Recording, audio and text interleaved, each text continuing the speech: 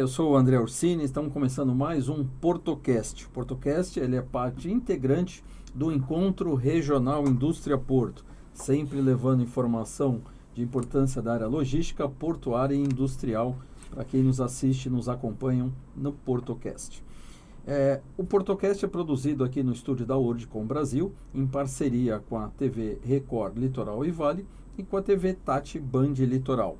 Hoje nós estamos recebendo aqui, no estúdio da Wordcom Brasil, o engenheiro naval Alexandre Canhete, que ele é assessor executivo da praticagem de São Paulo e membro da comissão técnica do Encontro Regional Indústria Porto pelo segundo ano consecutivo. Seja muito bem-vindo, Alexandre. Eu gostaria de começar perguntando para o Alexandre, ele tem uma vasta experiência profissional e como ele vê o futuro do Porto de Santos com a praticagem de São Paulo. Obrigado, André Orsini, é um prazer aí estar participando desse podcast. Você comentou da minha experiência, né? Então vou contar em poucas palavras aí a minha experiência profissional. Eu sou oficial de Marinha da Reserva, como você comentou, entrei em 1980 no Colégio Naval e no Rio de Janeiro. Em Angra dos Reis. Angra dos Reis. Colégio Naval Angra, depois 3 anos lá, Escola Naval, viagem de ouro no navio Escola Brasil, foi a primeira viagem de ouro em 1987 e depois a carreira como um todo. Em 2008 eu completei 28 anos de carreira, não gozei as licenças prêmios e com isso pude me aposentar em 2008. Ainda é muito jovem, né? Muito jovem. Essa regra já mudou, mas eu ainda peguei essa regra que conta a aposentadoria. O Colégio Naval conta como tempo de serviço, né? Exatamente. Escola Naval também. Então, eu entrei com 15 anos, com 43... Poxa, que bacana. Você entrou com 15 anos na Escola Naval? Isso, no Colégio Naval. Tive o direito, né, Não, sem aspas mesmo, um direito efetivo, legal, de me aposentar e foi o que eu fiz. Adquiriu experiência e aí, jovem, falou, vou para o mercado de trabalho. Nesse período de Marinha, eu fui selecionado, né, internamente, através de concursos e tal, para fazer engenharia naval na Poli, na USP. Então, fiz engenharia naval na USP, fui para o projeto submarino nuclear e depois de 9 anos nesse projeto, eu também, através de um processo interno, eu fui fazer um mestrado na Universidade de Michigan, 2 anos e meio, fiz 2 mestrados nesse período, na verdade, e me aposentei em 2008. Fui para a indústria naval, que naquela época estava muito aquecido, aí passei pela indústria naval do Ceará, INASE, em Fortaleza, uma experiência excelente. Depois em Recife como gerente de planejamento da P55. De lá eu fui para a Ecovix. P55, para quem nos acompanha, é uma plataforma de petróleo da Petrobras, né? Isso, é uma plataforma... ela é um quadrado de 100 metros por 100 metros por 100 metros. Ela é uma FSO, ela fica boiando uma profundidade bastante grande. E de lá eu fui ser diretor de engenharia e planejamento da Ecovix, lá no sul, em Rio Grande, onde eu fiquei 5 anos. E lá nós pegamos o maior contrato da Petrobras até então, o maior contrato com a iniciativa privada para a construção, que foram 8 FPSO, são os replicantes da P66 e a P73. Foi uma experiência incrível para mim, até que a Lava Jato fechou a empresa, foi para a recuperação judicial, e então eu fui trabalhar na China, onde eu fiquei quase 1 ano como consultor de engenharia para o projeto da Estação Antártica Comandante Ferraz. Você foi para a China pelo governo brasileiro? Não. Independente? Fui independente, porque a ART das plataformas é minha. E as plataformas foram ser terminadas na China. Então, meu nome estava lá nos desenhos. Aí alguém viu meu nome lá e me procurou para trabalhar lá como ART é a anotação de responsabilidade técnica, né? Você era o responsável técnico pela construção da plataforma. Exatamente, pelo uma projeto boa responsabilidade, né? Muita. Agradeço até hoje a Deus não ter ocorrido nenhum problema mais sério na plataforma. Enfim, fiquei na China, uma experiência fantástica em Xangai. Xangai, né? Foi fantástico. Aí, numa madrugada, um headhunter da Wilson Sons me ligou para vir trabalhar como diretor aqui no estaleiro, no Guarujá. E eu aceitei, meio relutante, porque estava gostando muito daquele trabalho, mas pela minha família, que não estava comigo, eu voltei e fiz o certo, porque a Wilson Sons realmente é uma empresa fantástica, uma empresa de mais alto nível, e foi realmente muito bom ter trabalhado lá.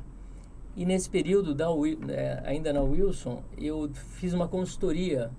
A praticagem pediu para eu fazer uma consultoria, eu fiz uma consultoria, o resultado foi muito positivo, e aí, infelizmente, a pessoa que ocupava a minha posição veio a falecer, uma pessoa muito, muito capaz, muito inteligente, muito querida, e aí eu fui convidado para substituí-la. Aí acabou que eu aceitei substituir o comandante Matuzevicius. Na praticagem de São Paulo. Na praticagem de São Paulo. Isso já faz quanto tempo? Isso foi em 2019. Abril de 2019, E não me arrependo também, que são outros desafios, né? A construção naval é bastante desafiadora, sem dúvida, e bastante desgastante. Então, você como diretor, acaba o dia, 8 horas da noite, e ninguém perdeu o dedo, ninguém ficou cego, surdo, ninguém perdeu a vida, você agradece a Deus, porque é um trabalho bastante perigoso, né? Apesar de todos os cuidados que são tomados. O risco é muito alto, né? O risco é muito alto do trabalhador. Eles vão soldar em buraquinhos assim. Tinham certos locais que era assim, aquela garota que solda muito bem e que ela é pequenininha, então ela entra ali e vai soldar, entendeu? Então, assim, realmente trabalha em altura. A Wilson tem um cuidado absoluto, assim, absurdo no sentido positivo, com a segurança do trabalho, né? E mesmo assim, eventualmente tinha um ou outro probleminha. Mas, então, ter vindo para a praticagem, para mim foi... Com toda essa bagagem, foi muito bom, Foi muito bom, Estou muito satisfeito, espero ficar lá um bom tempo. E hoje, como é que a praticagem de São Paulo tem se preparado aí para o futuro do Porto? Como é que vocês enxergam o futuro do Porto de Santos? A praticagem é muito realista em relação ao futuro do Porto de Santos. E ser realista significa um cenário em que o Porto vai crescendo, como tem crescendo historicamente, aí, quase 5% ao ano, né? Então, assim, é um crescimento muito grande. E a praticagem acompanha esse crescimento, talvez com alguma antecedência, por conta de algumas auxílios a terminais, a novos terminais, toda alteração na praticagem, aliás, no Porto de Santos, a praticagem acaba se envolvendo por conta de consultoria. O cais é bom com esse ângulo, com aquele ângulo, nessa posição. E nós sabemos aí que teremos novos terminais, mais movimento no Porto de Santos. Então, a praticagem vem com muito bons olhos, de forma realista e muito positiva o crescimento do Porto de Santos. Não é algo imaginário, não é nada otimista, é algo realmente realista. A visão é muito positiva. E a praticagem tem como mote não ser, em hipótese nenhuma, jamais a razão de atraso da entrada de um navio. Sim.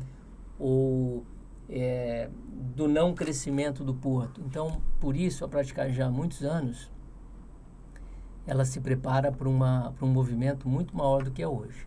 Então, a praticagem hoje está preparada para 80 manobras por dia, que não vai acontecer nos próximos anos. Hoje são efetivadas quantas? Hoje, em torno de 35. Poxa, mais do que o dobro está preparado. Eventualmente, nós temos dias que tem até 50 manobras. Teve um dia, que eu não estava aqui ainda, que foram 60 manobras. Foi o recorde.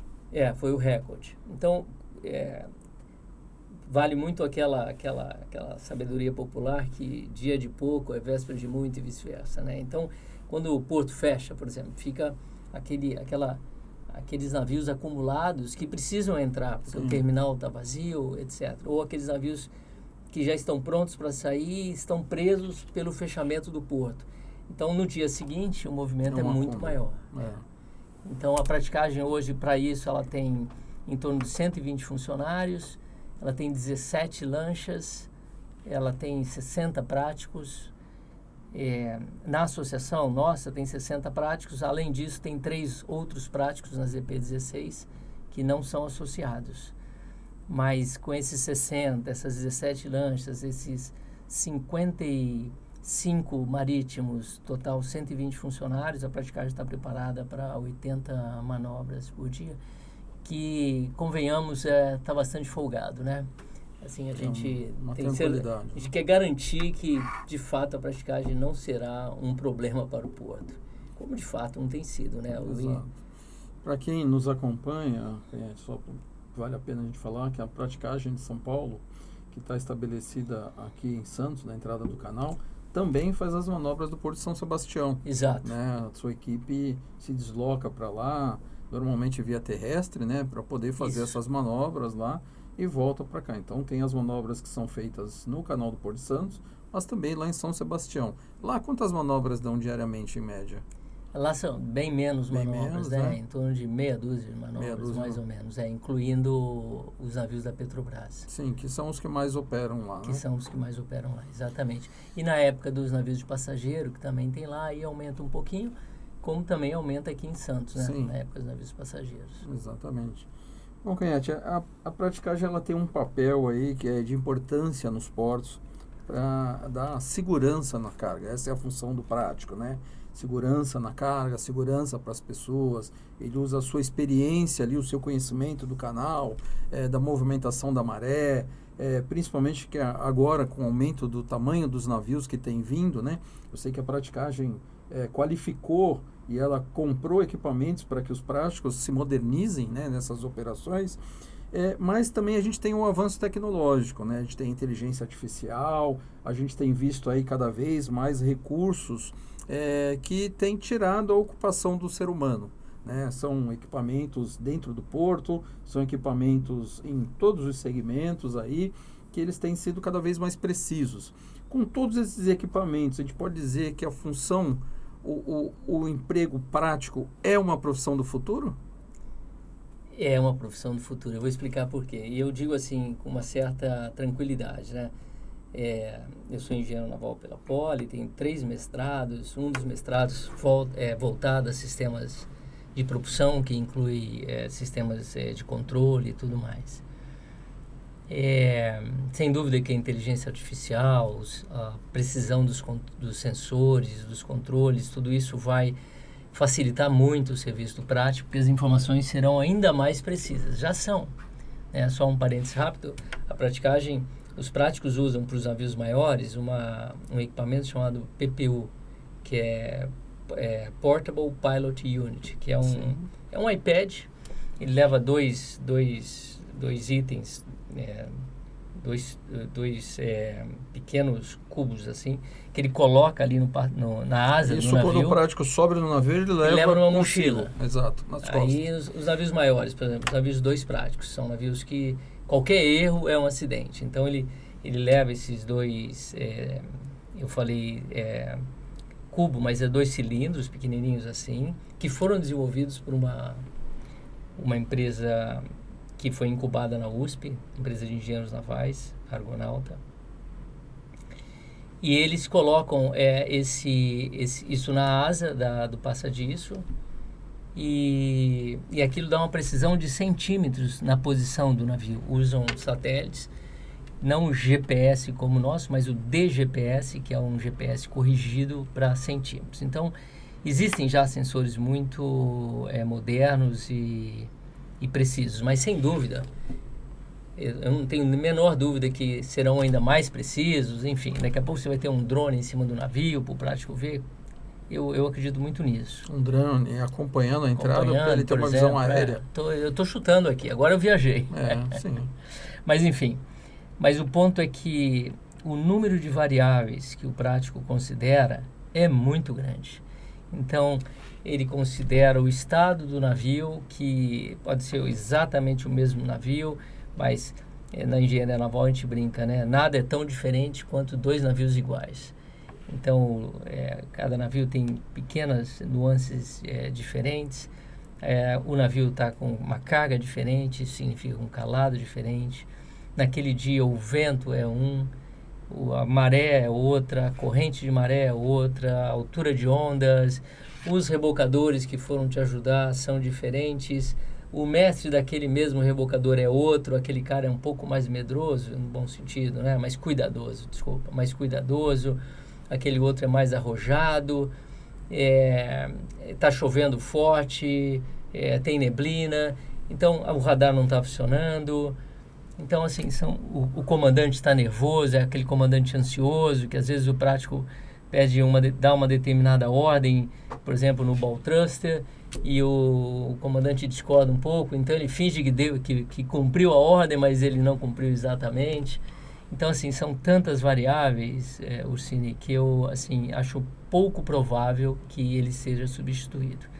Eu acho, sim, que exemplo do que acontece na aviação, o navio vai sair lá do porto de Antuérpia e vai vir aqui Porto de Santos, quase que sem o auxílio manual, né? Só alguém ali vendo se não tem nenhum problema.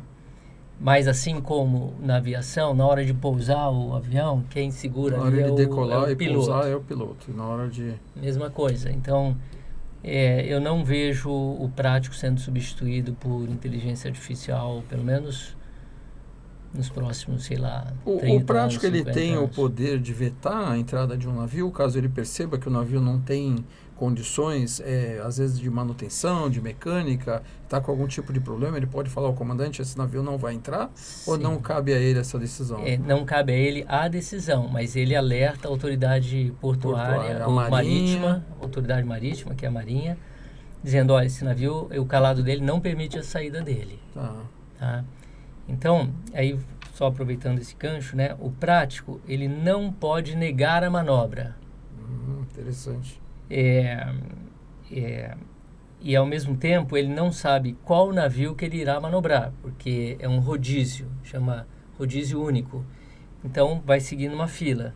Ele não sabe qual é o próximo navio. Se ele é o próximo, ele vai manobrar quando ele souber qual é o próximo.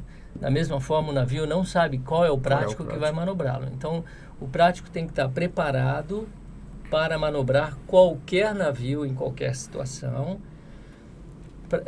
para atracar em qualquer terminal, enfim, em qualquer ponto do Porto Santos ou Porto de São Sebastião. Por isso, o prático, e o rodízio único tem essa função, ele tem que estar permanentemente manobrando para se manter habilitado, assim como um brevet de um piloto, né, que tem que ter um número mínimo de horas para poder manter o brevet. O prático também, ele tem que estar permanentemente manobrando, mas não pode estar estafado.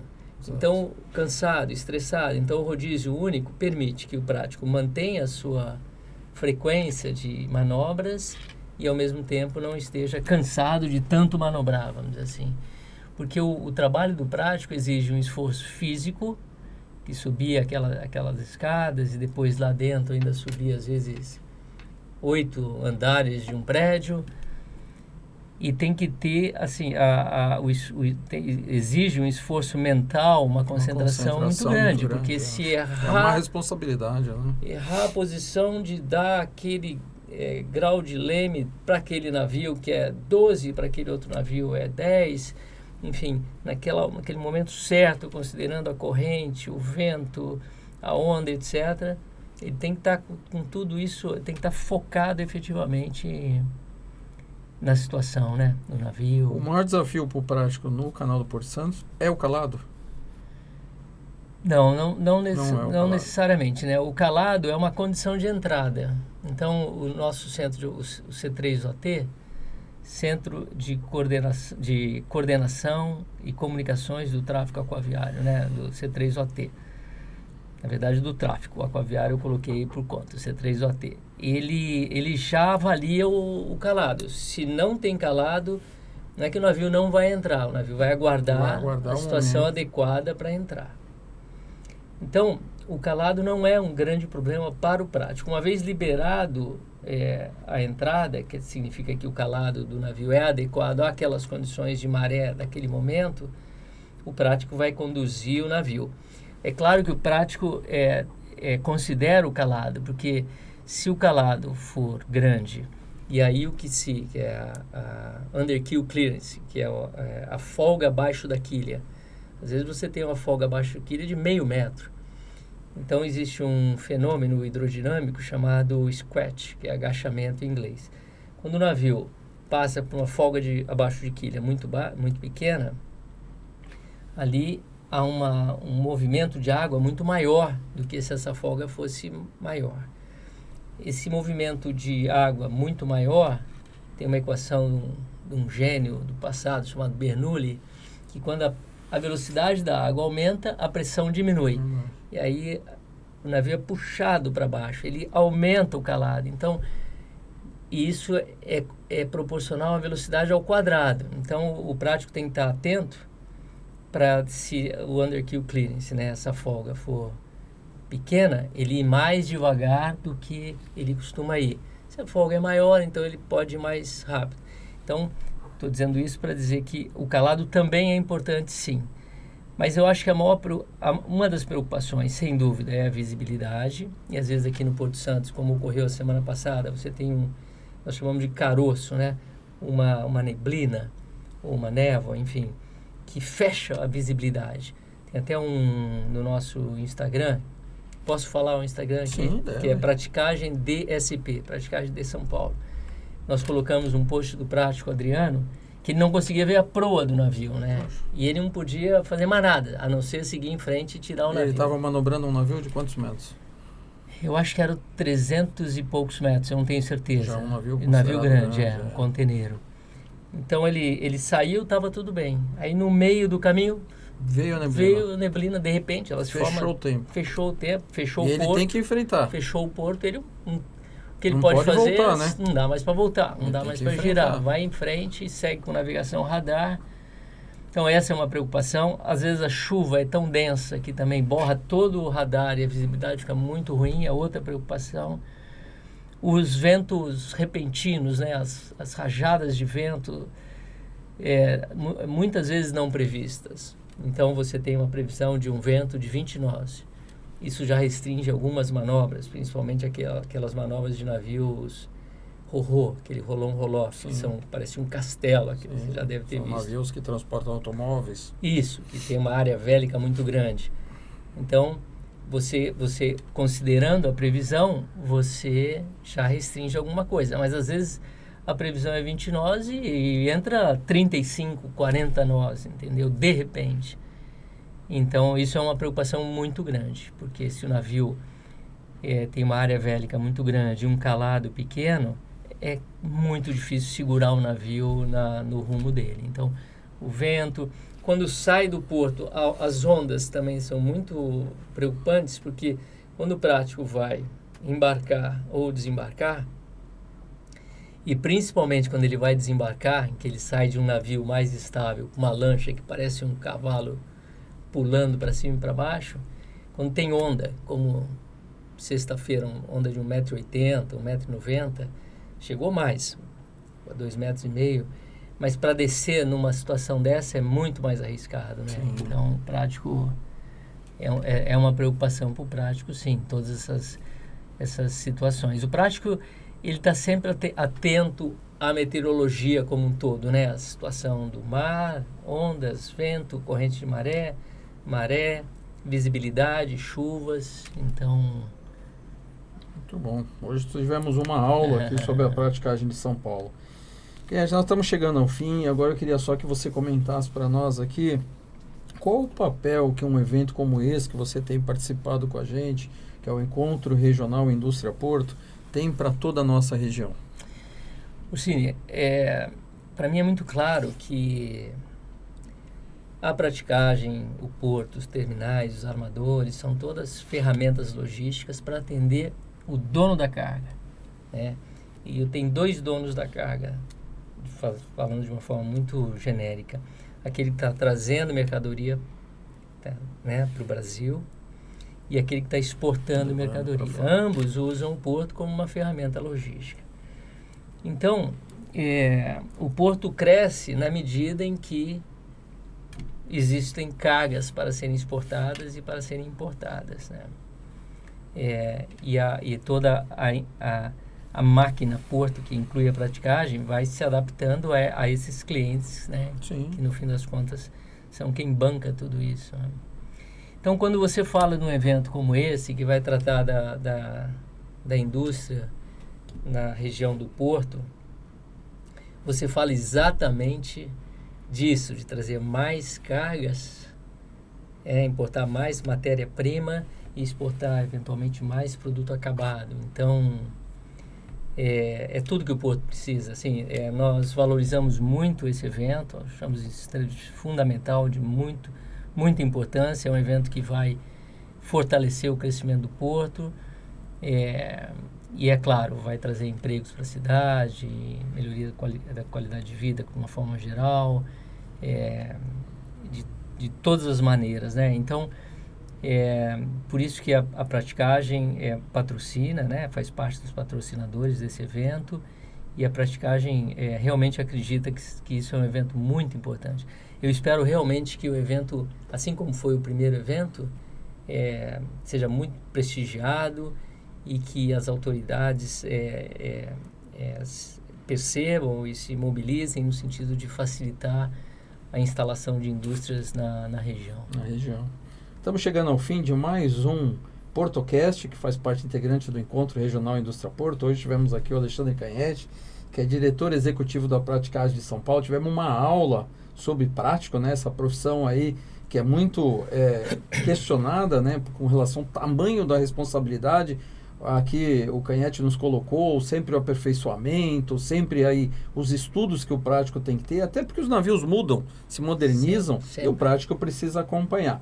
Então tivemos aqui hoje um conhecimento muito grande, né, de que o prático ele tem e vai ter, como sempre, uma profissão no futuro, porque por mais que a gente tenha recurso tecnológico, a função daquele que sempre se aperfeiçoa e aquele que sempre está ali no comando de uma embarcação que muitas vezes vem carregada com alguns bilhões de dólares, é muito responsável. Então, agradeço demais, Canhete, a tua participação e esperamos todos aqui no dia 10 de outubro no BlueMed Convention Center para mais um encontro regional Indústria Porto. Muito obrigado por ter vindo. Obrigado, você, Orsini. Foi um prazer, viu? Obrigado. Obrigado.